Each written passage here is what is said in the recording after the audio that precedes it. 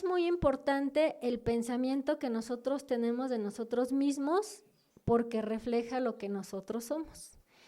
Y les voy a leer aquí unas líneas que escribí. Lo que piensas de ti es lo que influye en el pensamiento de los demás hacia ti. Lo que piensas de ti influye en lo que tú piensas de los demás.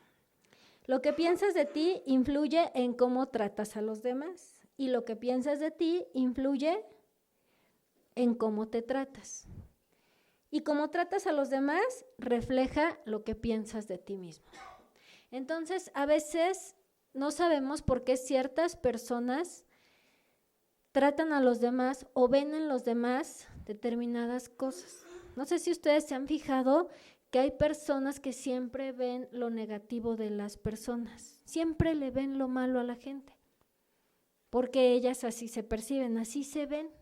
Hay personas que a pesar de que la gente tiene cosas malas, siempre los ven con ojos de amor y de misericordia, o los ven, aunque tengan defectos, pues no les ven eso, sino ven lo bueno. ¿Por qué? Porque esas personas se perciben bien a sí mismas.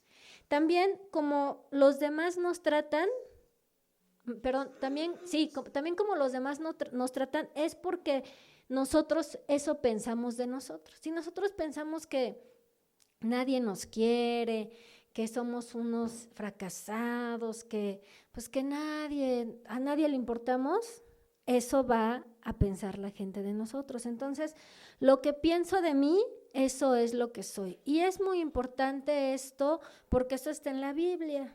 Yo creo que ustedes han leído lo que dice Proverbios, que dice, tal es el pensamiento del hombre, tal es él. Y lo que nosotros pensamos de nosotros, eso es lo que somos y está en la Biblia. Ahora, ¿qué hacer cuando nuestros pensamientos no corresponden a lo que Dios quiere de nosotros? ¿Qué tenemos que hacer? ¿Qué hacer cuando Dios tiene un plan para nosotros? Tenemos un gran potencial, pero no lo desarrollamos porque no nos vemos como Dios nos ve. ¿Qué tenemos que hacer? Porque mucha gente dice, pues es que yo así soy, y pues ya ni modo, pues que me acepten, así estoy amargada, pues así acéptenme, ¿no? ¿Sí o no? O sea, o dicen, bueno, pues yo así soy muy grosera con la gente, pues acéptenme, pues no que eres cristiano porque no me aceptas como soy, ¿no? Entonces, nosotros siempre vamos a tener una lucha con nuestros pensamientos y con lo que nosotros vamos a hacer. Por eso Pablo, si ustedes leen las cartas de Pablo en Romanos, Pablo les decía, lo que no quiero hacer, eso es lo que hago. Yo no quiero hacerlo, pero lo hago. Y es una lucha. Si el gran apóstol Pablo, pues no hacía lo que no quería, imagínense nosotros, ¿verdad? Que a veces ni oramos. A veces, no siempre, ¿verdad? Entonces, pues imagínense, a veces lo que no queremos hacer, lo hacemos. ¿Por qué es tan importante que nuestros pensamientos estén en Cristo Jesús? Precisamente porque a veces lo que no queremos hacer, lo hacemos. Y Pablo mismo en Romanos después primero escribe, lo que no quiero hacer, eso hago. Y después les escribe, bueno, pero cambien ustedes su manera de ver, no se conformen a este mundo, no se adapten a este mundo, sino renueven sus pensamientos más bien dice, transformen sus pensamientos. Y después él les dice, no se conformen a este siglo, transfórmense por medio de la renovación de su entendimiento para que comprobáis cuál sea la voluntad de Dios, agradable, buena, agradable y perfecta. Entonces Pablo les dice, lo que no quiero hacer, lo hago. Pero después se anima y dice, bueno, pero transformen sus pensamientos. O sea, siempre vamos a actuar y vamos a hacer cosas que no queramos, pero por eso debemos de transformar nuestros pensamientos. Ahora, ¿cómo vamos a transformar esos pensamientos? Nosotros sabemos que hay que transformar nuestra mente, ¿verdad? Porque es un buen consejo, la Biblia está llena de buenos consejos. Ok, vamos a transformar nuestra mente, pero ahora tú me dices, bueno, ¿y cómo le hago para transformar mi mente? Si es muy difícil. ¿Cómo le hago para renovar mi entendimiento? ¿Cómo le hago para ver a las personas como Dios las ve? ¿O cómo le hago para ya no estar pensando tonterías? Bueno, la Biblia está llena de consejos. Yo esta mañana te traje 2 tips nada más para que te sea más fácil transformar tus pensamientos. El tip número 1 es en qué pensar. Cuando no sabes en qué pensar, cuando estás pensando solo tonterías o pensamientos de amargura o de rechazo o de pecado, ¿en qué tienes que pensar? Dice Filipenses 4:8, hay que pensar en todo lo verdadero, todo lo honesto, todo lo justo, todo lo puro, todo lo amable, todo lo que es de buen nombre, si hay virtud alguna, si hay algo digno de alabanza, en eso pensar. A veces no sabemos en qué pensar y pensamos puras tonterías. Pero cuando estés pensando puras tonterías o estés pensando en pecar, tú piensa, ¿esto que estoy pensando es bueno? ¿Es honesto? ¿Es digno de alabanza? ¿Esto le agrada a Dios? Nosotros acabamos de pasar ahorita un momento agradable con el Señor de alabanza. ¿Sí sintieron la presencia del Espíritu? Eso es la alabanza al Señor, cuando tú le dedicas un tiempo. En la iglesia se acostumbra un momento de alabanza con música, pero no solamente eso es alabanza al Señor. Alabanza al Señor es tu vida. ¿Cómo vives tu vida? Si tu vida es una alabanza al Señor. Cuando tú vives y tú algo te dice que lo que estás haciendo no está bien y no le agrada al Señor, tú pregúntate si eso es alabanza para el Señor. Cuando no sabes qué hacer, pues pregúntate, ¿esto que estoy haciendo es honesto? ¿Es puro? ¿Es amable? ¿Hay alguna alabanza en lo que estoy haciendo? Entonces, este es el tip número 1 que yo te doy para cambiar nuestros pensamientos, ¿sí? ¿En qué pensar? El tip número 2 que te voy a dar, también está en la Biblia, está en 2 Corintios 10:5, que dice, derribando argumentos y toda altivez que se levante contra el conocimiento de Dios y llevando cautivo todo pensamiento a la obediencia de Cristo. ¿Cuántos de aquí se saben ese pasaje de memoria? ¿Sí o no? A muchos nos los enseñaron desde chiquitos y nos lo sabemos de memoria, pero a veces no lo llevamos a cabo. Nada más decimos, derribando todo argumento, porque cuando nos sentimos mal o cuando queremos pasar un examen o cuando ahí sí aplica la palabra de Dios, ¿verdad?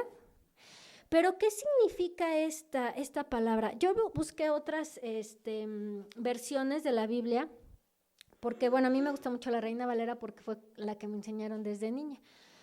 Pero busqué otras versiones y escuchen cómo dicen. La Dios habló y dice que hay que derribar toda altanería. Todo pensamiento humano lo sometemos a Cristo. Otra versión dice, destruyendo consejos y toda altura que se levante contra la ciencia de Dios. Otra versión dice, destruyendo especulaciones y todo razonamiento altivo. Otra versión dice, destruimos todo obstáculo de arrogancia. Y otra dice, acabamos con todo orgullo. ¿Se fijan en las palabras? Arrogancia, orgullo, especulaciones, razonamiento altivo, ciencia que se levanta contra Dios, altanería y pensamiento humano. Todas estas versiones nos hablan que dice, les voy a volver a leer la versión, dice, derribando argumentos y toda altivez que se levanta contra el conocimiento de Dios y llevando cautivo nuestro pensamiento a la obediencia de Cristo. Entonces, se dice fácil, como había un comercial hace muchos años, ¿verdad? Se dice fácil, pero se requiere de un gran esfuerzo. Así es este pasaje, se lee fácil, no los aprendemos de memoria, pero a ver, ahora hay que hacerlo. Entonces, ¿qué significa derribar todo argumento y todo conocimiento que se levante, toda ciencia o conocimiento que se levante en contra del conocimiento de Cristo, toda altivez? ¿Qué significa? Bueno, ¿cuáles son los argumentos?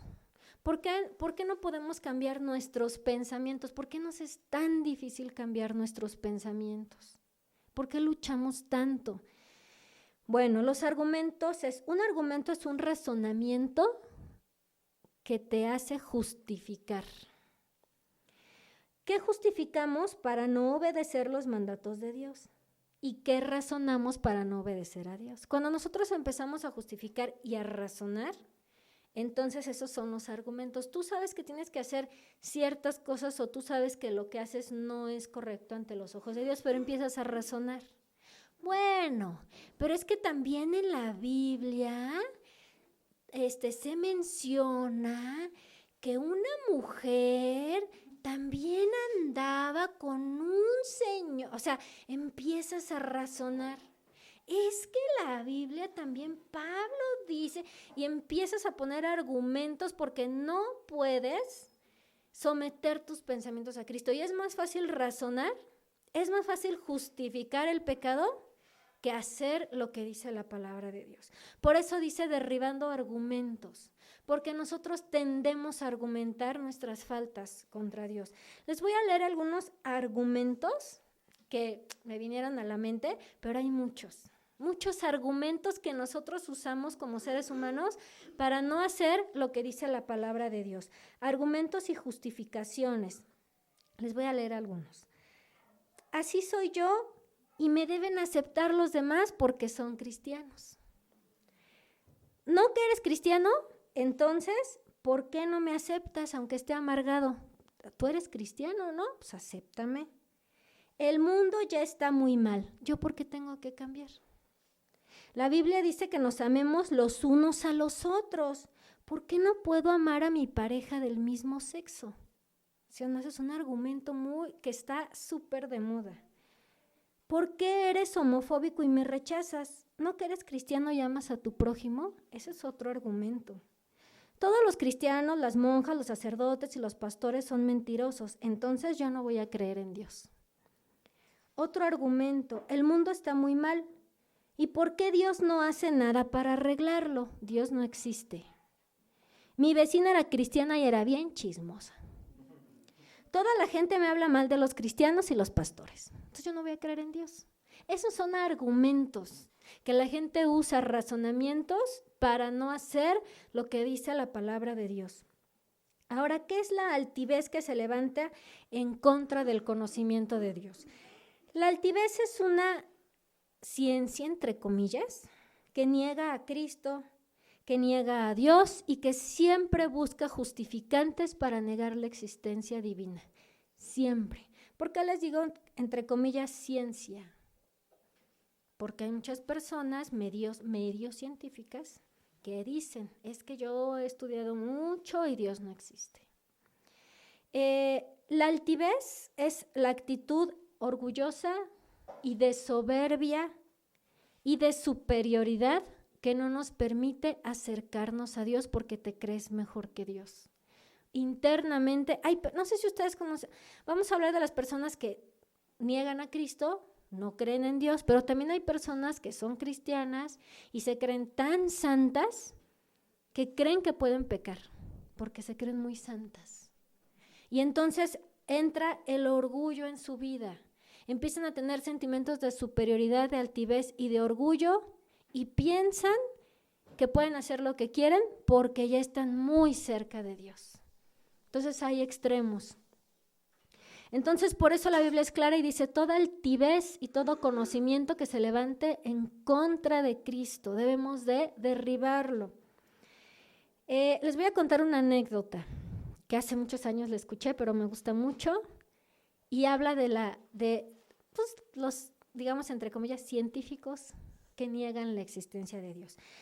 Estaba un pastor muy sencillo predicando, tenía una congregación en un pueblito y él estaba predicando de cuando Dios abrió el Mar Rojo, pasó su pueblo y después pasó el faraón y cerró el Mar Rojo y se ahogaron los carros del faraón. Y el pastor estaba muy contento, muy emocionado predicando esto. En eso, cuando él estaba predicando eso, llegó un muchacho que estaba estudiando ciencias, era estudiante de ciencias y escuchó al pastor y dentro de él se empezó a burlar, ¿no? Dijo, ay, este viejito, yo no sé qué puras tonterías está predicando. Entonces el muchacho alzó la mano y le dijo, oiga, pastor, ¿Qué no sabe usted que está comprobado científicamente que cuando el Mar Rojo, como dice la Biblia, bueno, si es que pasó, ¿no? Le dijo. ¿No sabe que está comprobado que en esa época del año, cuando según dice la Biblia, que abrió el mar y que pasaron los carros del faraón, está comprobado, ya le dijo muy científicamente, que a esa época del año el mar baja tanto la marea que le llega a las personas a las rodillas? No lo sabía, le dijo el muchacho burlonamente. Y entonces el pastor se levantó y le dijo, gloria a Dios, mi Señor ahogó a los carros del faraón en un charquito. Y entonces pues el muchacho ya no supo qué decir, ¿no? Y ahí vemos cómo, ese es un chiste, pero ahí vemos cómo la ciencia, a mitad de ciencia, quiere siempre desacreditar lo que hizo Dios, pero no pueden. Y hace unos días mi tía Bolis nos envió un pensamiento que nos gustó, bueno, a mí me encantó, de un muchacho igual, pero nada más les voy a leer la frase célebre de Luis Pasteur que dice, un poco de ciencia aleja a Dios, pero mucha ciencia nos devuelve a Él. Y hay muchos grandes científicos, pero científicos, que alaban el nombre del Señor. Hay muchos grandes músicos, aquí está Misa y no me dejará mentir, los grandes músicos como Bach, como Wagner, como Händel, le dedicaban sus obras a Dios. Y les voy a leer aquí algunos ejemplos de grandes científicos, para que veamos cómo este pensamiento de Luis Pasteur es 100% real, ¿no? Un poco de ciencia nos aleja de Dios. Claro, la gente que empieza a estudiar la ciencia, la gente que es simpatizante de la ciencia, que estudia mucho, tiende a negar la existencia de Dios. Pero los grandes científicos, los grandes inventores que han hecho maravillas y que han descubierto y que se han metido, han dicho, no hay explicación científica para lo que vemos. Entonces han dicho que Dios existe, los grandes científicos. Y les voy a leer aquí algunas frases célebres. Por ejemplo, tengo la de Newton. Ustedes han escuchado hablar de Newton, el gran científico, físico. Y dice, lo que sabemos es una gota, lo que ignoramos un inmenso océano. La admirable disposición y armonía del universo no ha podido sino salir del plan de un ser omnisciente y omnipresente. Copérnico, otro gran científico, dice, quien vive en íntimo contacto con el orden más consumado y la sabiduría divina, no se sentirá estimulado a las aspiraciones más sublimes. ¿Quién no adorará al arquitecto de todas estas cosas? El matemático Gauss, también un gran científico, dice, cuando suene nuestra última hora, será grande e inefable nuestro gozo al ver a quien todo nuestro quehacer solo hemos podido vislumbrar. Einstein, a él sí lo conocen todos, gran científico, todo aquel que está seriamente comprometido con el cultivo de la ciencia llega a convencerse de que en todas las leyes del universo está manifiesto un espíritu infinitamente superior al hombre y ante el cual nosotros con nuestros poderes debemos sentirnos humildes. Edison, el gran inventor Edison, dijo, mi máximo respeto y mi máxima admiración a todos los ingenieros, especialmente al mayor de ellos, Dios. Ay, esto voy a llorar. Y este es mi favorito. Kepler fue un astrónomo, uno de los grandes astrónomos reconocidos. Él tiene muchísimas frases, puse una, pero él tiene muchísimas. Todos sus libros, si ustedes leen libros de ciencias, siempre van a encontrar una frase de Kepler alabando a Dios. Dice él, Dios es grande, grande su poder, infinita su sabiduría, alábenle los cielos, la tierra, el sol, la luna y las estrellas. Mi Señor Creador, la magnificencia de sus obras, quisiera yo anunciarla a los hombres, en la medida que mi limitada inteligencia puede comprenderla. ¿Saben por qué lloro?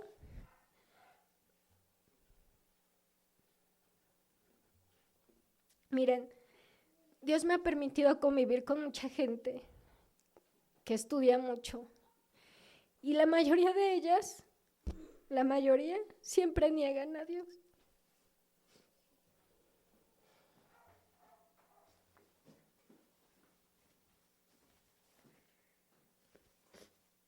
Pero no han terminado de comprender lo que Dios es para la humanidad y todo lo que Dios puede hacer por la humanidad. Si la gente llegara a hacer un poco de lo que dice su palabra, no viviríamos todo lo que estamos viviendo. Tantas tragedias, tantas guerras, tanta gente tan mala, porque ya es a estas alturas de la vida, ya es bien difícil salir solo, ¿sí o no? Ay, no, ya no salgas porque es de noche. Y vivimos un momento muy difícil, pero yo creo que si la gente hiciera un poco de lo que dice la palabra de Dios, no viviríamos lo que estamos viviendo. Y bueno, pues al leer a estos grandes científicos, que de verdad fueron científicos, como dice la gente, no cositas, ¿no? Porque hay mucha gente que se cree científicos y no son científicos.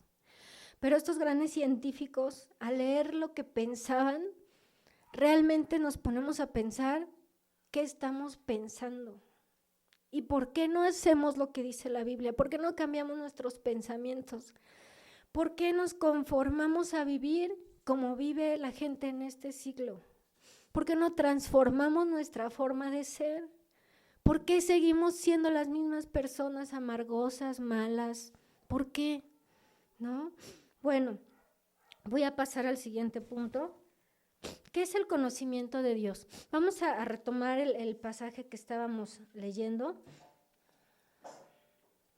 para que no nos perdamos. Estábamos leyendo, dice, derribando argumentos y toda altivez que se levante contra el conocimiento de Dios y llevando cautivos nuestros pensamientos a la obediencia de Cristo.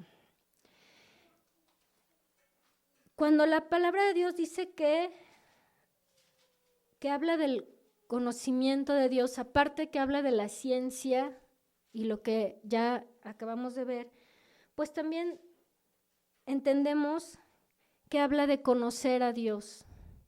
¿Cuánto conoces tú a Dios? ¿Cuánto lo conoces? Yo te voy a preguntar una cosa y no me lo digas. Tú contéstate. ¿A qué persona de la que tú convives diario o casi diario conoces mejor? ¿A quién? ¿A quién conoces mejor? ¿A tu esposo, a tu hijo, a tu hija, a tu mamá? ¿A quién conoces mejor? ¿Y por qué lo conoces? Tú conoces a una persona, digamos, de conocerla bien porque convives con ella, porque pasas tiempo con esa persona, porque platicas con esa persona, porque escuchas a esa persona. Tú no puedes decir que Dios es lo más importante para tu vida cuando ni siquiera le dedicas ni 10 minutos para orar diario, ni 5 minutos para leer su palabra, ni 5 minutos para escuchar alabanza. Tú no puedes decir que Dios es lo primero en tu vida cuando prefieres hacer todo antes de estar con el Señor. Tú no puedes decir eso, eso es una mentira. Yo conozco mucha gente que dice, lo más importante para mi vida es Dios. Primero Dios y luego mi familia. Pero no es cierto, no es cierto.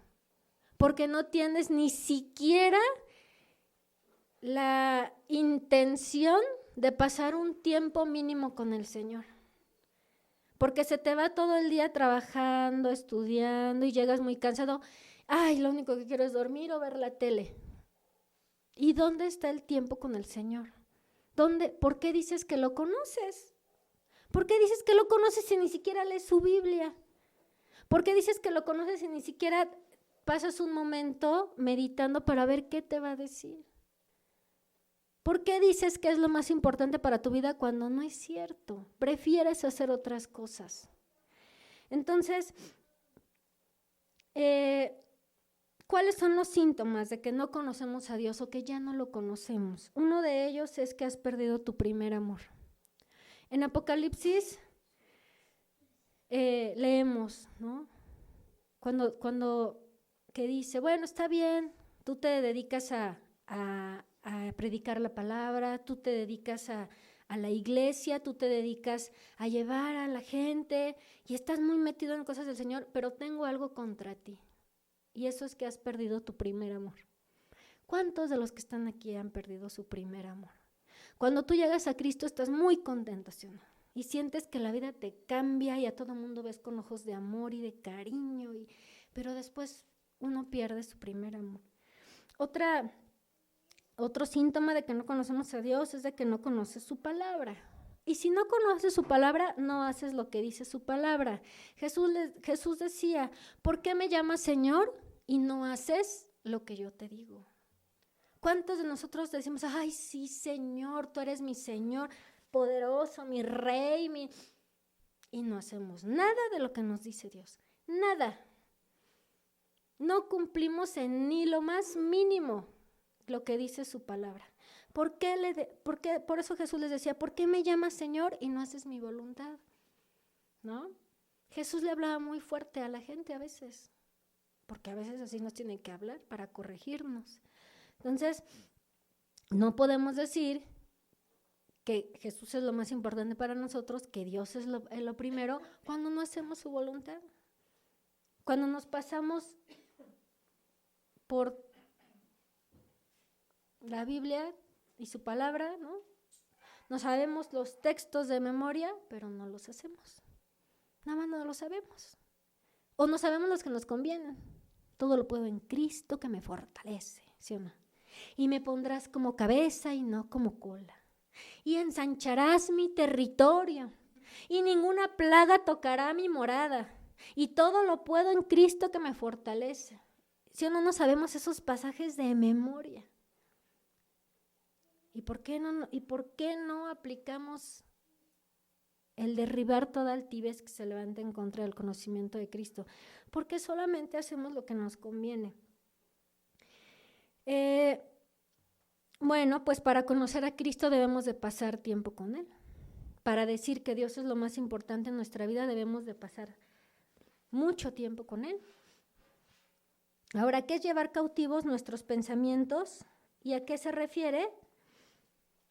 Es que voy a ver cuánto tiempo. ¿Y a qué se refiere con obediencia a Dios? Bueno, llevar cautivos tus pensamientos es ordenarle a los pensamientos que se sometan a la obediencia de Cristo. Por eso dice llevar cautivos. Por eso no dice la palabra y que tus pensamientos obedezcan. Si no, así diría, ¿verdad? Diría, y que tus pensamientos obedezcan a Dios. No, dice llevando cautivos nuestros pensamientos. Llevar cautivos es ordenar, llevar cautivo es ir en contra de nuestra voluntad y nuestra fuerza. Si ustedes ven que llevan a alguien en cautiverio, ¿por qué se llama cautiverio? ¿Porque va muy contento a la cárcel?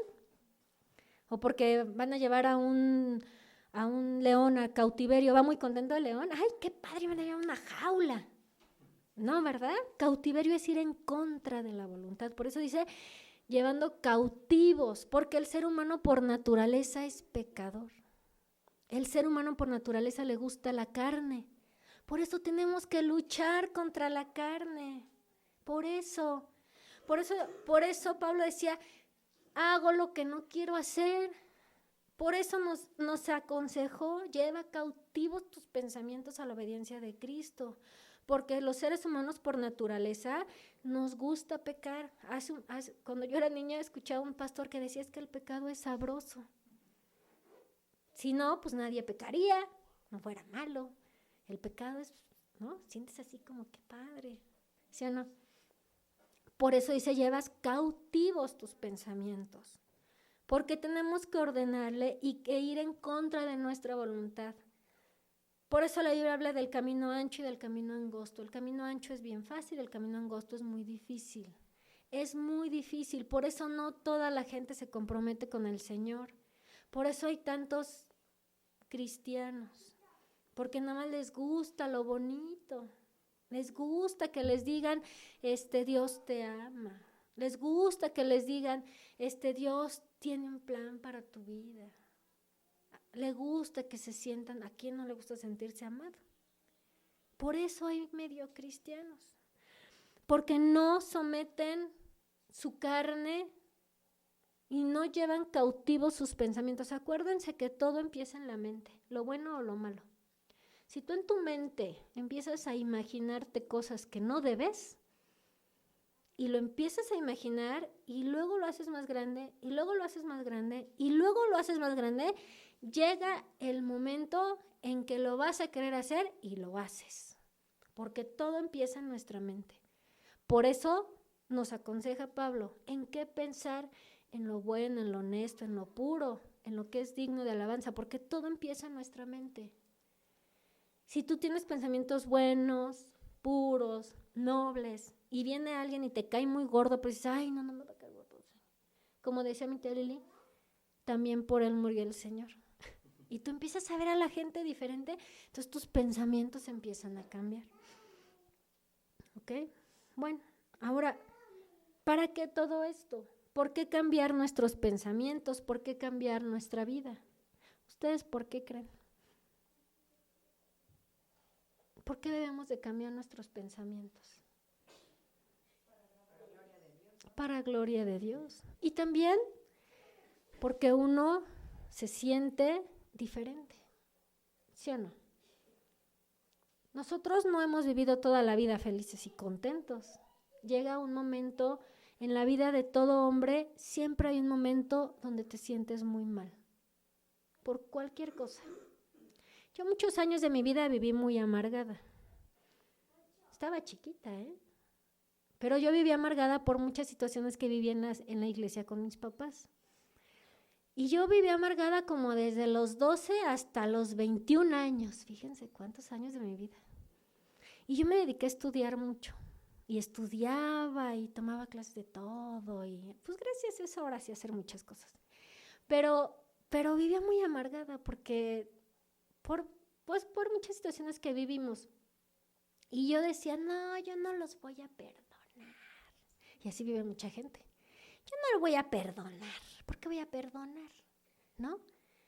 Y entonces, yo le tenía les voy a decir la verdad, odio a la ciudad de Pachuca. Era odio, porque yo decía, nosotros estábamos muy bien y cuando nos vivimos a Pachuca, cuando nos venimos a vivir a Pachuca, nuestra vida se echó a perder. Y yo le tenía así un odio, resentimiento terrible.